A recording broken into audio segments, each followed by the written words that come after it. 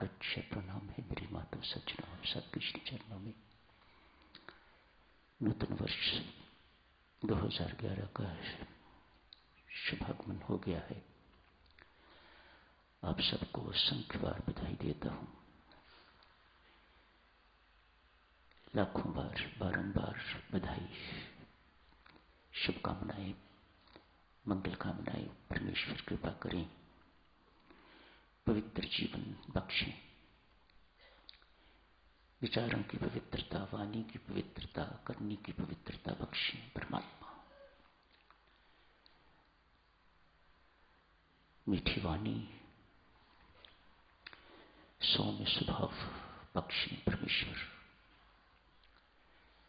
नाम भक्ति बख्शें। नामदान तो बख्श दिया हुआ है, भक्ति की आवश्यकता है। सदाचारी जीवन चाहिए साथ साथ, तो भक्ति सफल होगी। भक्ति की सफलता की एक ही शर्त है, साधुचरण जीवन सदाचारी होना चाहिए। बेईमानी जीवन में, हेरा फेरी वाले जीवन में भक्ति टिकती नहीं, जाप हो सकता है, भक्ति नहीं। आज परमेश्वर से नाम भक्ति मांगो। परमेश्वर कृपा करें हम सबको नाम भक्ति मिले, परमात्मा की भक्ति मिले। कल इस वक्त साधक शुरू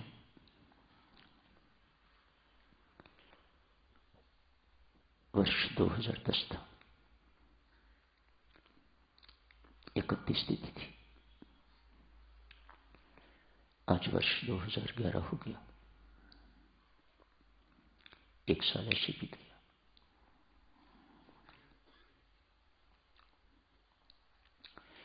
तिथि ही बदली है कि हम भी बदले हैं, सोच विचार करने का विषय।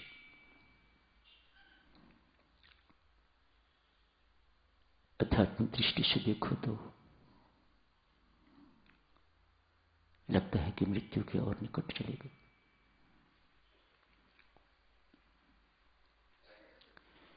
इतने वर्षों में क्या पाया, आगे क्या पाना है, कहां पहुंचना है,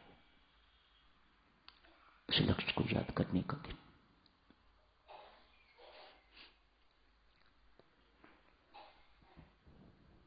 जहां से आए हैं वहां वापस पहुंचना ही इस यात्रा की समाप्ति है। सुना है साधक जनों,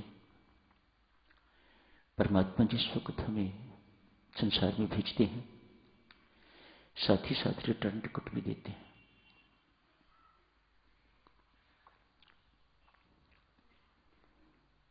वापस आने के लिए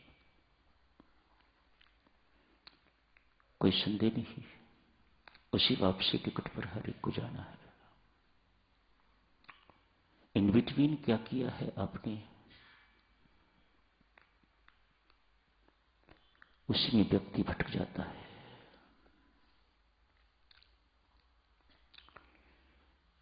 टिकट तो खरीदी हुई है जम्मू जाने के लिए, गाड़ी में बैठ के जो मद्रास जा रही है, तो सारी जिंदगी इसी काम में निपट जाएगी। जम्मू तो पहुंचना ही है।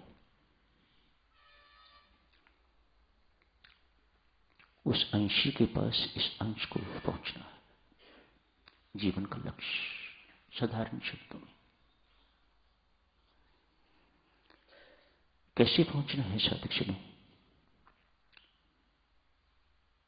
उस परमानंद स्वरूप की प्राप्ति कैसे हो, उस परमात्मा की प्राप्ति कैसे हो, उस परमानंद के पास कैसे लौटना है, उस परम शांति के धाम के पास कैसे लौटना है,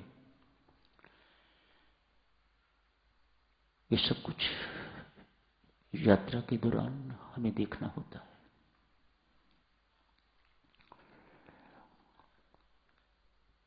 एक गृहस्थ ने आज किसी संत से पूछा, रामानुजाचार्य से पूछा प्रभु कोई ऐसा साधन भी है संसार न छोड़ना पड़े और मुक्ति भी मिल जाए, संसार छोड़ना भी ना पड़े और परमात्मा की प्राप्ति हो जाए, परमानंद की प्राप्ति, परम शांति की प्राप्ति हो जाए। क्या कोई ऐसा साधन है? आचार्य ने गिरतापूर्व कहा है ना, कौन सा? आचार्य कहते हैं सर्वप्रथम आपकी कमाई ईमानदारी की और मेहनत की कमाई हो। सबसे पहले संत ने क्या रखा है? आपकी कमाई मेहनत की कमाई हो, ईमानदारी की कमाई हो, भ्रष्टाचारी की नहीं, हेरा फेरी की नहीं, बेईमानी की नहीं। आपकी कमाई मेहनत की कमाई हो, ईमानदारी की कमाई हो, जो दूसरों पर खर्च करो, जो खर्च करो, जो भी खर्च करो वो दूसरों की भलाई के लिए खर्च करो। परिवार भी दूसरा ही है, अपना तो परमात्मा ही है।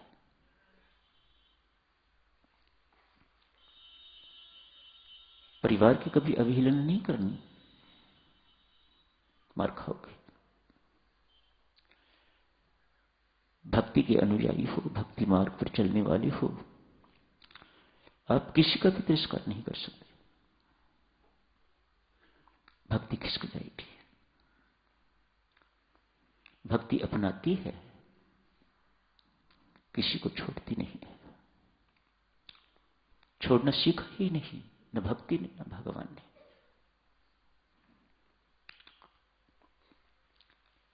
हम विमुख हो जाते हैं। वह कभी हमारा साथ छोड़ ही नहीं सकता, उसका स्वभाव है। देवी सज्जनों जान लो, हम अपनी नालायकी के कारण उससे विमुख हो जाते हैं। वह कभी नहीं हो सकता। एक नास्तिक ने कभी कहा था परमात्मा से, संत से कहा, मैं परमात्मा को नहीं मानता, तेरी मर्जी। संत कहता, किसी नास्तिक ने संत से कहा, मैं परमात्मा को नहीं मानता। संत कहते हैं तेरी मर्जी, ना मान, पर मैं तुम्हें आश्वासन देता हूं वह तुम्हें मानता है। ये परमात्मा का स्वभाव है।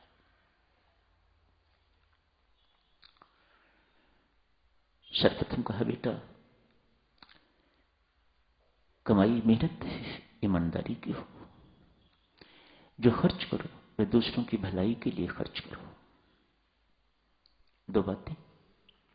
तीसरी बात, जीवन में जो कुछ भी करो राम राम जपते जपते करो।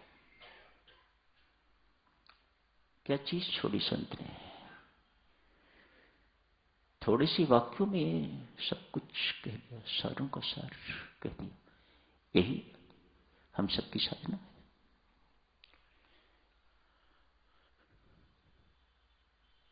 गृहस्थ ने पूछा, महाराज सुनने में बहुत आसान लेकिन करने में ये बहुत कठिन है, क्या कोई इसको कर पाता है? गृहस्थ ने पूछा। फिर संत ने ठोकर जाके कहा, वह करेगा जिसे मुक्ति चाहिए, वह करेगा जो नरक की यातनाओं से बचना चाहता है, यम की यातनाओं से बचना चाहता है, जीवन मुक्त होना चाहता है, जो परमानंद की प्राप्ति करना चाहता है, जीवन काल में जो परम शांति चाहता है, वह इस पथ पर चलेगा। सिंपल सी बात। अपने अंशी तक पहुंचना है तो साधक जगह जीवन इस प्रकार का होना चाहिए। हम सब नाम के उपासक हैं देवी सज्जनों, हमारी दिनचर्या किस प्रकार की होनी चाहिए? बहुत से साधकों ने व्रत लिए हुए हैं, 20,000 गिनती का रोज जप करेंगे, सुबह शाम ध्यान के लिए बैठेंगे, अमृतवाणी का पाठ करेंगे,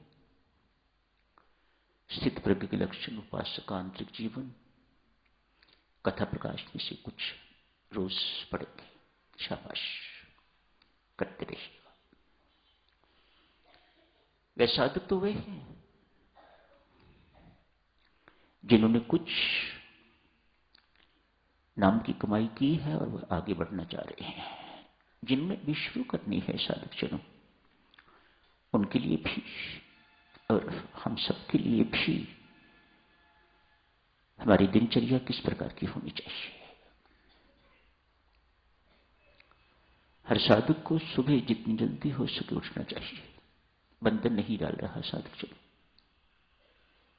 आपको खुद को महसूस होना चाहिए कि मुझे कितनी जल्दी उठना चाहिए और उठना चाहिए। शास्त्र ब्रह्म मुहूर्त में उठने के लिए कहता है। उस वक्त का किया हुआ जाप पाठ अनंत गुना फल देता है।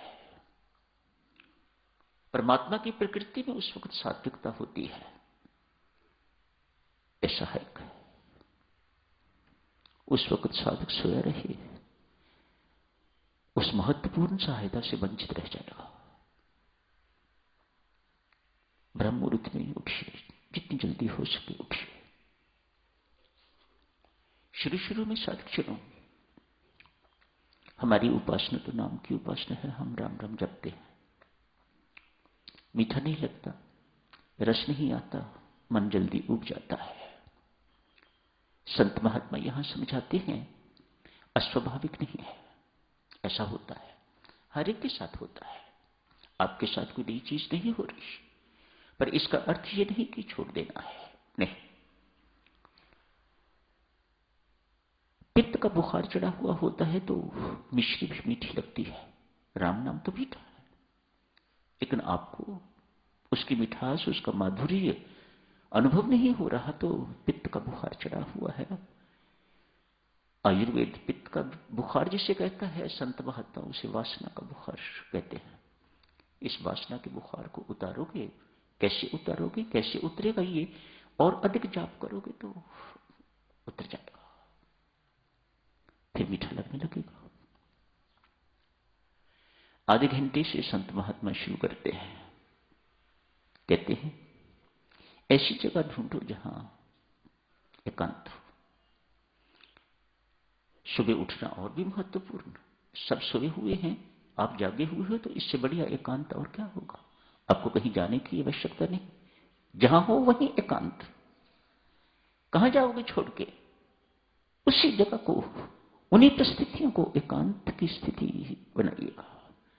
सब सोए हुए हैं, उठो, आधा घंटा जप करो, राम राम जपो, शांत भाव से पुकारो उस परमात्मा को, प्रेम पूर्वक पुकारो। उस वक्त स्वयं परमात्मा के आपकी बात सुनने वाला कोई नहीं। क्या चाहिए आपको? सुनने वाला है, जिसे सुनाना है, जिसे सुना रहे हो। आधा घंटा जप करो। जप करते करते ही 15 मिनट के लिए ध्यान में शिल्प कर जाओ, प्रवेश कर जाओ। 15 मिनट जब आप धीरे धीरे आधे घंटे से 1 घंटा भी बढ़ा सकते हो, लेकिन ध्यान की अवधि इतनी ही रखो, 15 मिनट। बढ़ती बढ़ती 20 मिनट, और ज्यादा बढ़ाएं तो आधा घंटा। 15 मिनट रखो, बहुत अच्छी रहती है। 15 मिनट के ध्यान में बैठो। क्या करना है उस वक्त? परमात्मा के गुणों को याद करना है। देखो 15 मिनट कैसे व्यतीत हो जाएंगे। तो सच्चिदानंद घन परमात्मा है, तेरा लाख लाख धन्यवाद परमात्मा। मैं कभी जिंदगी में पहले 4 बजे नहीं उठा था, तूने कृपा करके मुझे उठा दिया। मैंने राम राम कभी नहीं जपा था, इस मांस के लोथड़े को अच्छा बोलना कभी आया ही नहीं। आज राम राम जपा है, सर्वोच्च काम, सर्वोत्तम काम आज किया है। ये तेरी कृपा का प्रतिफल है परमात्मा, तेरा लाख लाख धन्यवाद। तेरी वाह वाह, वाह राम, वाह वाह राम, वाह। इन्हीं बातों में 15 मिनट व्यतीत हो जाएंगे। सच्चिदानंद घन परमात्मा, सर्वंतर्यामी परमात्मा तो सबके हृदय में विराजमान है, मेरे हृदय में भी तो विराजमान है।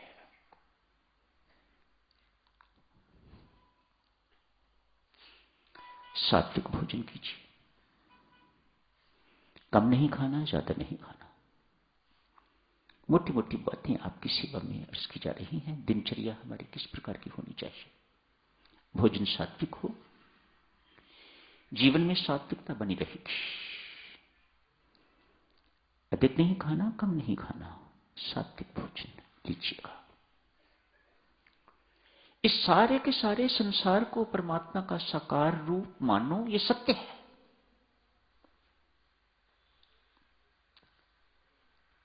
परमात्मा की प्राप्ति के लिए देवियों सज्जनों जो प्रयास किए जाते हैं उसी को साधना कहा जाता है। हम सब प्रयास कर रहे हैं, पहले जप, फिर ध्यान, फिर सात्विक भोजन, चौथी बात इस संसार को परमात्मा का साकार रूप मानिएगा। संसार सेवा स्थली है। यहां सेवा करके तो अपने कर्मों का ऋण चुकाने के लिए आए हुए हैं। मत भूलिएगा इन शब्दों को। पुत्र को पालते हो, किसी का कुछ करते हो, किसका कुछ करते हो, किसका कुछ करते हो, कोई एहसान नहीं कर रहे, अपने किए हुए कर्मों का ऋण चुका रहे हो। एक साधक को ऐसा समझना चाहिए। सेवा कीजिएगा, प्रेम पूर्वक व्यवहार कीजिएगा, प्रेम पूर्वक बर्ताव कीजिएगा सबके साथ।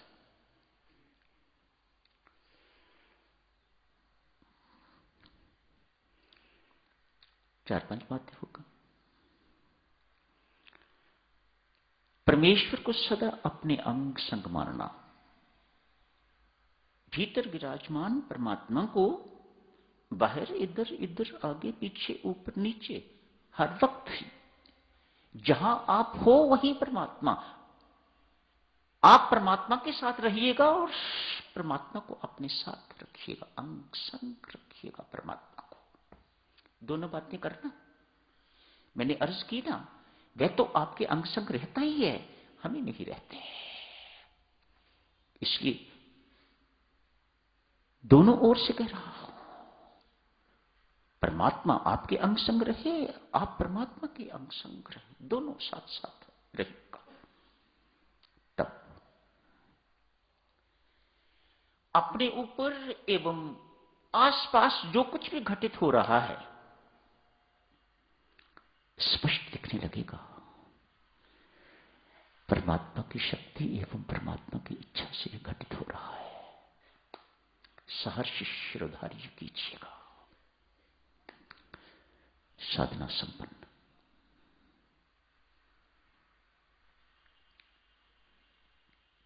छोटी छोटी बातों में बहुत कुछ कहा गया है। सब कुछ जीवन में उतारिए तो साधना सफल, परमानंद की प्राप्ति हो जाएगी, परम शांति की प्राप्ति हो जाएगी। आपके अंदर अजस्र अनइंटरप्टेड परमानंद की नदी प्रवाहित होने लग जाएगी।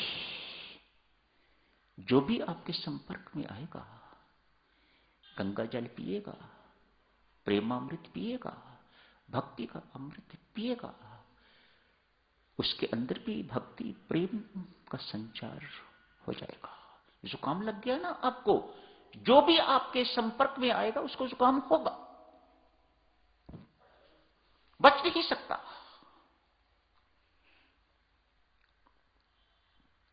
परमानंद की नदी, परमानंद की गंगा, परम शांति की गंगा अपने अंदर प्रवाहित कीजिएगा।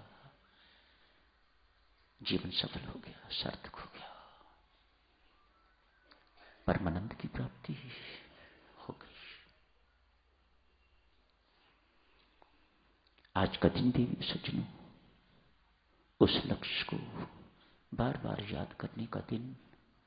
समय बहुत थोड़ा रह गया है। No more delay. पहले ही न जाने कितनी देरी हो गई हुई है, अब देरी और न हो। जुट जाइएगा उस परमानंद की प्राप्ति। भीतर विराजमान परमात्मा के साथ जुड़े बिना, उससे युक्त हुए बिना, उसकी चरण शरण में गए बिना ये प्राप्ति नहीं होती। राम नाम की उपासना परमात्मा के साथ युक्त होने का, उसकी चरण शरण में जाने का साधन है। जप तो करते हो देवी सज्जन आप, लेकिन किस काम के लिए जप कर रहे हो, इससे क्या हमें पाना है, इस बात का हमें बोध ही नहीं है। या जाप करते करते आप सब बातें भूल जाते हैं। सब बातें मतलब परमात्मा की याद नहीं आती, आपको संसार की याद आती है। संसार को याद करने में आप बहुत माहिर हो। नाम तो जप रहे हो राम का, लेकिन राम को याद नहीं करते। श्री संत महात्मा जप की जगह पर कहते हैं सिमरन करो। जिसका जप कर रहे हो याद भी उसी की आनी चाहिए, संसार की नहीं। मैं सुनता नहीं है, ऐसी मशीन की तरह नाम जप रहे हैं, ऐसे ही टेप की तरह नाम जप रहे हैं। इनको मेरी जरूरत नहीं है। जिसकी जरूरत होती है देवी सज्जनों, उसको कैसे पुकारा जाता है, उसको कैसे याद किया जाता है, सिमरन करके देखिएगा। राम नाम जपना परमेश्वर के साथ युक्त होने का साधन है। साधक जनों याद रखो मोटी सी बात, जब तक परमानंद स्वरूप, परमानंद के स्रोत, परम सुख के स्रोत, परम शांति के स्रोत परमेश्वर श्री राम से जो भीतर विराजमान है उससे युक्त नहीं हो जाते तो ये चीजें आपको मिलेंगी नहीं। मार हम कहां खाते हैं? स्रोत तो भीतर बैठा हुआ है और हम बाहर विश्व में, संसार में भटक रहे हैं। स्वामी जी महाराज कहते हैं जैसे seventh wonder, sixth wonder of the world, स्वामी जी महाराज कहते हैं ऐसी ही वंडर ये भ्रांति, तो सब कुछ है भीतर और हम बाहर खोज रहे हैं, हम बाहर भटक रहे हैं। मानो जाना है जम्मू और जा रहे हैं मद्रास की तरफ।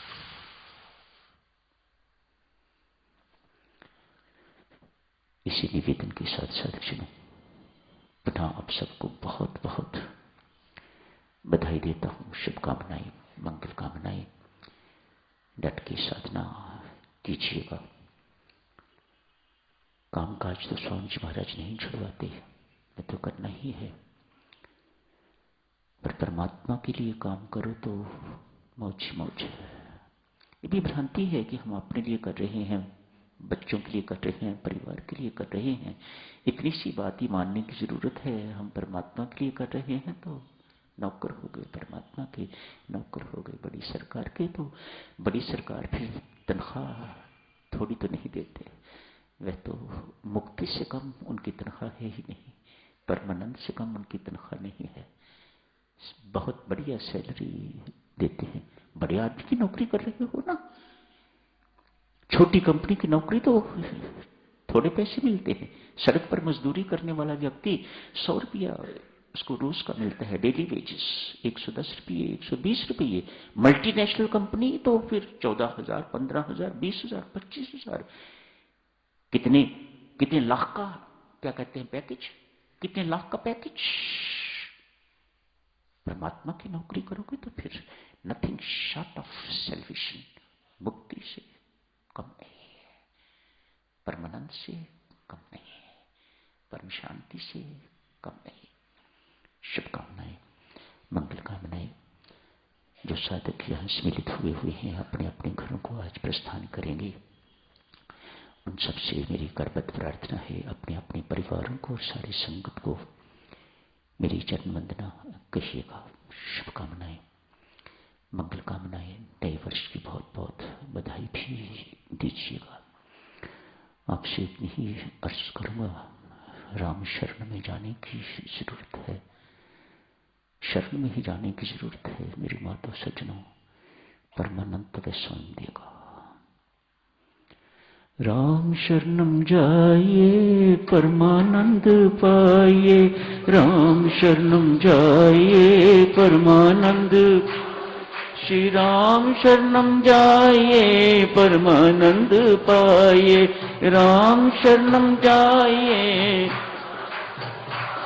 श्री राम शरणम जाइए परमानंद पाइए, श्री राम शरणम जाइए परमानंद, श्री राम शरणम जाइए परमानंद पाइए, श्री राम शरणम जाइए परमानंद, श्री राम शरणम जाइए परमानंद पाइए, श्री राम शरणम जाइए परमानंद, श्री राम शरणम जाइए परमानंद पाइए, श्री राम शरणम जाइए परमानंद, श्री राम शरणम जाइए परमानंद पाइए, श्री राम शरणम जाइए परमानंद पाइए, राम शरणम जाइए परमानंद पाइए, राम शरणम जाइए परमानंद पाइए, राम शरणम जाइए परमानंद पाइए, राम शरणम जाइए परमानंद पाइए, राम शरणम जाइए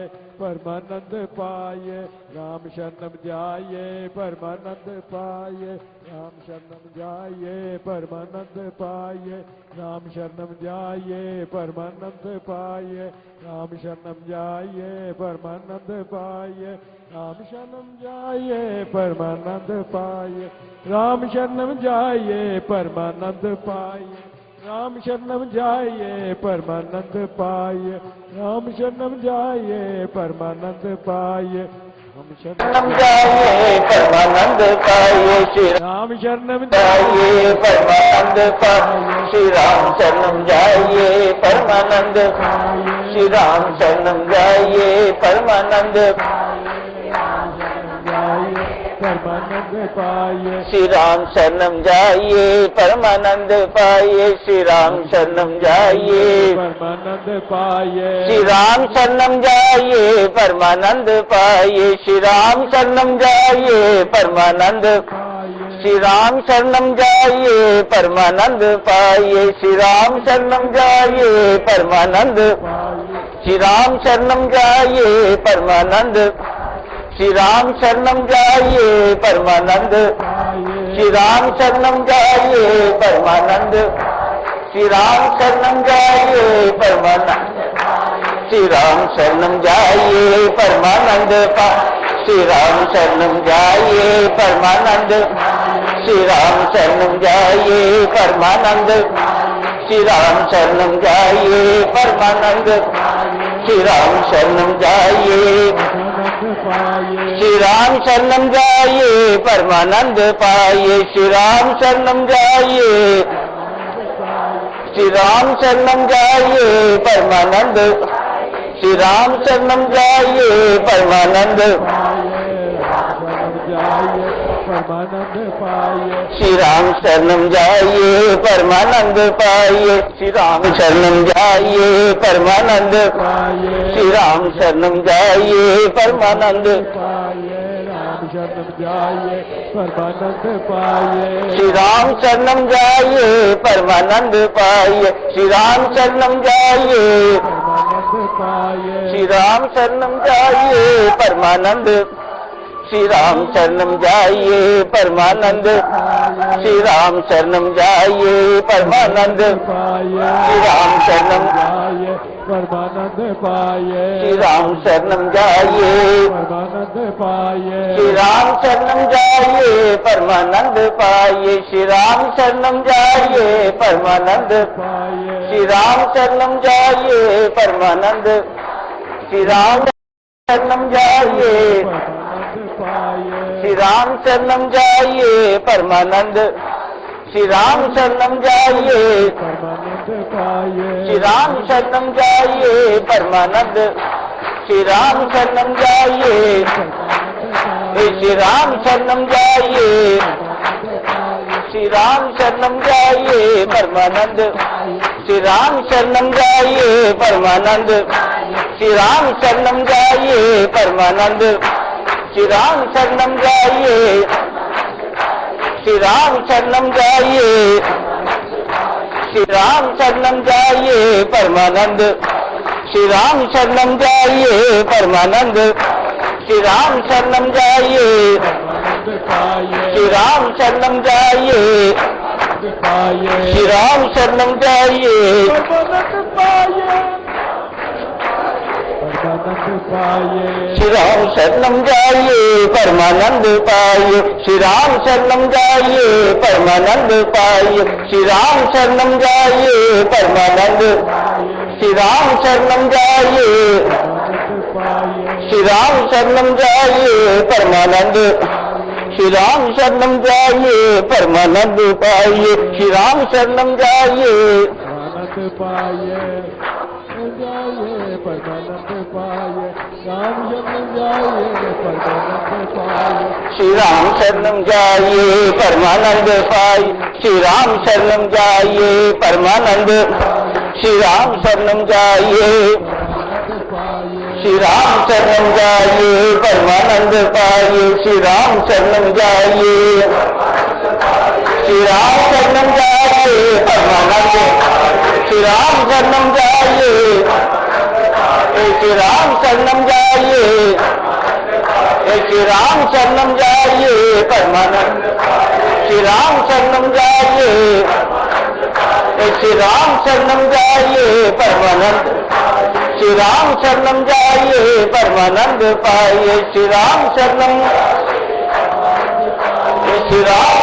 जाइए परमानंद श्री राम शरणम जाइए परमानंद श्री राम शरणम जाइए परमानंद श्री राम जाइए परमानंद श्री राम